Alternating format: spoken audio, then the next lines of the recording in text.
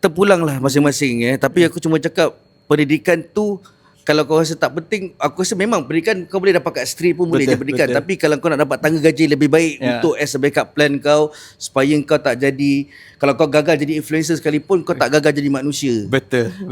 Kau tak gagal di mata masyarakat, kau tak gagal di mata ibu bapa kau. Itu yang paling menjadi penting. beban kepada keluarga.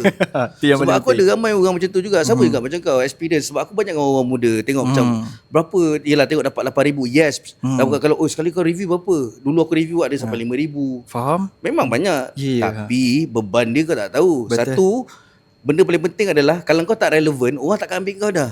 Ramai orang tak tahu benda tu. Kau kena sentiasa relevan. Sebab tu kau tengok influencer, kadang-kadang dia dah tak relevan, dia buat benda yang bukan. Create issue lah. Sebab dia perlukan benda tu. Yes, dia perlukan crowd dengan hype tu lah. Betul. Sebab dia punya kehidupan based on engagement. Dia perlukan engagement. Betul. Sebab tu kau tengok berapa ramai orang, contoh kalau ada influencer atau selebriti, artis tu buat hal, tiba